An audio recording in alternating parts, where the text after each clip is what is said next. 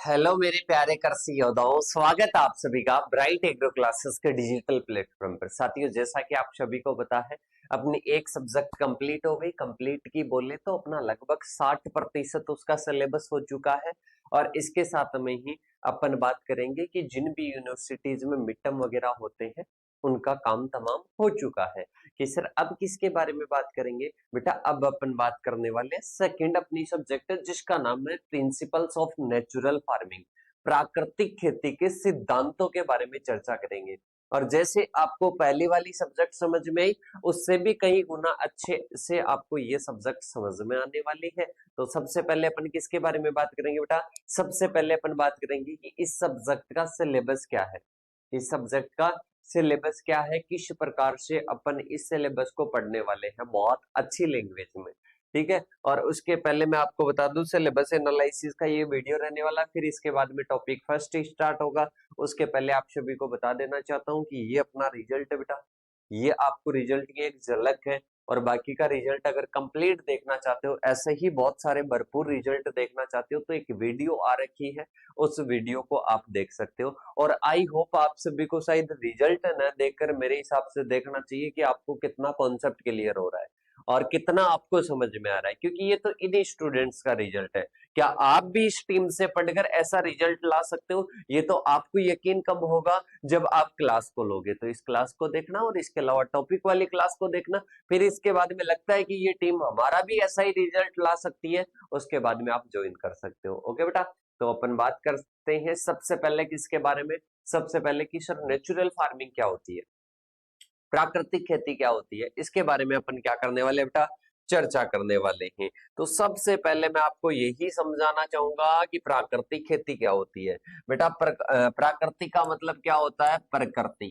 अरे क्या होता है? प्रकृति। और प्रकृति की बात करते हैं नेचर। प्राकृतिक खेती या मतलब नेचर को ध्यान में रखेगी, नेचर को ध्यान में रखना पड़ेगा। नेचर के साथ में खिलवाड़ नहीं कर सकते हैं, नेचर के साथ में खिलवाड़ नहीं कर सकते हैं बेटा। तो अपने को नेचर का क्या रखना है? ध्यान रखना। अपने को प्रकृति का क्या रखना है बेटा? ध्यान रखना है। और फिर अपने को फार्मिंग करनी है। फिर अपने को क्या करनी है बेटा? फार्मिंग करनी है, मतलब खेती करनी है। क्या करनी है बेटा? फार्मिंग करनी है, मतलब अपने को खेती करनी है। तो उसी को अपन क्या कहेंगे? उसी को अपन नेचुरल फार्मिंग कहेंगे। क्या कहेंगे? नेचुरल फार्मिंग कहेंगे। कि सर एक चीज हमारे को बता दीजिएगा कि अपने जो ऑर्गेनिक फार्मिंग होती है, ऑर्गेनिक फार्मिंग तो वैसी होती है, उसमें भी तो केमिकल का प्रयोग नहीं करते। एक होती है नेचुरल फार्मिंग। नेचुरल फार्मिंग, इससे रिलेटेड वैज्ञानिक का नाम याद रखना बेटा, सुभाष जी पालेकर। और अल्बर्ट हावर्ड और नॉर्थबॉर्न याद रखना अपने ऑर्गेनिक फार्मिंग। ऑर्गेनिक फार्मिंग, ठीक है। अपन दोनों की ही बात करते हैं। ये भी क्या है? ये भी केमिकल फ्री फार्मिंग है। ये भी क्या है बेटा? केमिकल फ्री फार्मिंग है। अरे क्या है बेटा? केमिकल फ्री फार्मिंग है। ये भी क्या है बेटा? ये भी केमिकल फ्री फार्मिंग है। केमिकल फ्री फार्मिंग है। पर अपन बात करते हैं ये केमिकल फ्री है, पर बेस्ड ऑन लाइव स्टॉक। मतलब लाइव स्टॉक पर क्या है बेटा? आधारित है। मतलब अपन बात करते हैं केमिकल फ्री है, पर किस पर आधारित है बेटा? ये लाइव स्टॉक मतलब पशुधन पर आधारित है। किस पर आधारित है बेटा? पशुधन पर आधारित है, मतलब पशुओं पर आधारित है। और इसके साथ में ही हम बात करते हैं गो पशुओं पर। मेनली किस पर है? गो पशुओं पर, मतलब गाय के जो भी उत्पादन है उन पर आधारित होती है, उनसे खेती की जाती है, तो उसको नेचुरल फार्मिंग कहा जाता है। ये केमिकल फ्री है, पर ये जरूरी नहीं है कि अपन बात करें कि ये खेती ओनली गाय के प्रोडक्ट्स, ऐसा कुछ भी नहीं है।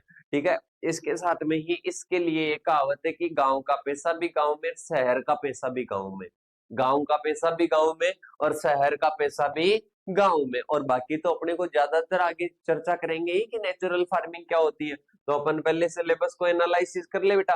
अपने को बताना है कि पहले जो खेती होती थी, जैसे कि मैं बात करता हूं, जो अपने बेटा मौसम पूर्वानुमान, मतलब मौसम पूर्वानुमान आज का खेल नहीं है।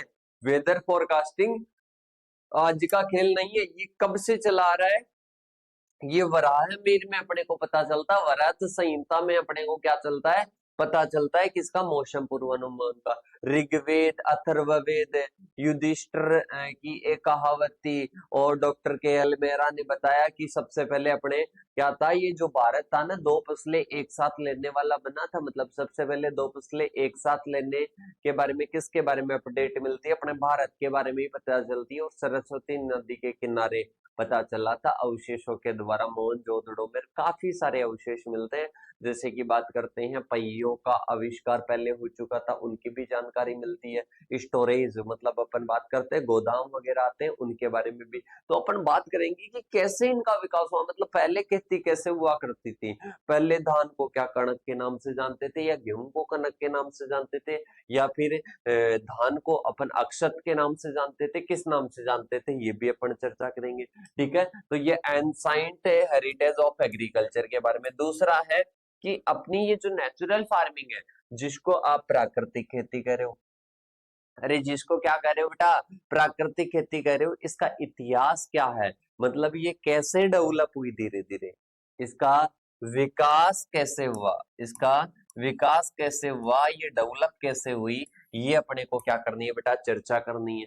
इसके बाद में आता है अपने को देखना है जलवायु परिवर्तन, मतलब बात करते हैं जलवायु परिवर्तन, मृदा स्वास्थ्य, जल उपयोग, कार्बन पृथक्करण, जैव विविधता संरक्षण, खाद्य सुरक्षा, पोषण सुरक्षा, सतत विकास लक्ष्य, इनमें प्राकृतिक खेती का क्या महत्व है। अरे आप ये समझाइएगा कि अपन बात करते हैं जो क्लाइमेट चेंज है, क्लाइमेट चेंज में अपने नेचुरल फार्मिंग का क्या इंपॉर्टेंस है, इसके साथ में ही बात करते हैं बायोडाइवर्सिटी कंजर्वेशन में क्या है, और इसके साथ में खाद्य सुरक्षा पोषण सुरक्षा में क्या। अरे केमिकल्स का प्रयोग करते हैं, क्या खाद्य सुरक्षा पोषण सुरक्षा सही रह पाती है क्या, कि सर नहीं रह पाती है, उसमें केमिकल्स होते हैं, मानव स्वास्थ्य को क्या करते हैं, नुकसान पहुंचाते हैं। तो प्राकृतिक खेती का इन सभी में क्या है, एक अमूल्य योगदान है। क्या है बेटा, अमूल्य योगदान है, उसके बारे में चर्चा करेंगे। फिर आता है concept of natural farming, natural farming का कॉन्सेप्ट क्या है, ये क्या कहना चाह रही है, वो अपने को चर्चा करना है। इसके बाद में बात करते हैं definition and objective of natural farming, natural farming के उद्देश्य क्या है, नेचुरल फार्मिंग के क्या उद्देश्य हैं, क्या ऑब्जेक्टिव है, ये अपने को क्या करना है बेटा, इसमें चर्चा करनी है।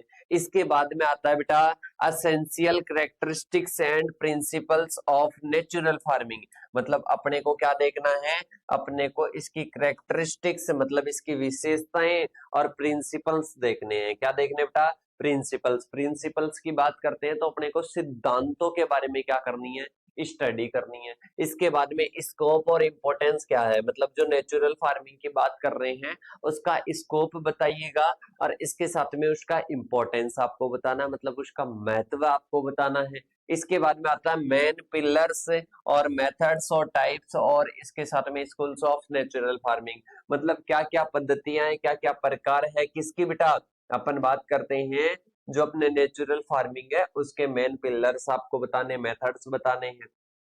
फिर आता है characteristics and design of a natural farming, एक नेचुरल फार्म है, उस नेचुरल फार्म की क्या करेक्टरिस्टिक्स हो सकती है, कैसी उसकी डिजाइन होती है, उसके बारे में अपने को क्या करनी है, चर्चा करनी है। इसके साथ में ही इकोलॉजिकल बैलेंस, पारिस्थितिकी संतुलन, पारिस्थितिकी इंजीनियरिंग, इसके साथ में प्राकृतिक खेती और अन्य खेती प्रणालियों में उत्तरदायित्व बताना है। इसके साथ में ही concept of ecological water, carbon और नाइट्रोजन फुटप्रिंट्स के बारे में अपने को क्या करनी है बेटा, स्टडी करनी है। तो ये अपनी 11 नंबर का टॉपिक आता है। इसके बाद में आता है इवोल्यूशन ऑफ इकोसिस्टम सर्विसेज और इंटीग्रेशन ऑफ क्रॉप्स, ट्रीज और एनिमल्स, मतलब अपन बात करते हैं अगर अपन क्रॉप्स को, ट्रीज को, इनको अपन इंटीग्रेट करके क्या कर रहे हैं, इनकी बुआई कर रहे हैं, इंटीग्रेट करके इनकी बुआई कर रहे हैं, तो इसकी बात करते हैं कि ये किस प्रकार से इनका एकीकरण किया जाता है, फिर इनका इवोल्यूशन करना कि इससे क्या बेनिफिट प्राप्त हो रहा है या नहीं हो रहा है। इसके बाद में बात करते हैं क्रॉपिंग सिस्टम अप्रोचेज और इसके साथ में बायोडाइवर्सिटी, इंडिजीनियस एंड प्रोडक्शन, मतलब फसल प्रणाली के बारे में, जैव विविधता के बारे में, और जो देसी बीज है उसके बारे में अपने को स्टडी करनी है। इसके बाद में आता है जो फार्म वेस्ट है, मतलब जो फार्म पर वेस्ट है उसका रिसाइकलिंग करना, वाटर का कंजर्वेशन करना, रिन्यूएबल एनर्जी। रिन्यूएबल एनर्जी का मतलब क्या होता है, जैसे कि सूर्य की ऊर्जा है बेटा, आज भी प्राप्त होगी, कल भी होगी, परसों भी होगी, उसके बाद में भी होगी। वायु आज भी है, मतलब ये खत्म नहीं होती है, इनको बार बार यूज कर सकते हैं, दैट इज रिन्यूएबल एनर्जी। इसके बाद में rearing practices animals in natural farming, मतलब नेचुरल फार्मिंग में अपन क्या करते हैं, एनिमल्स मतलब पशुओं की क्या करते हैं, पशुओं का पालन करते हैं।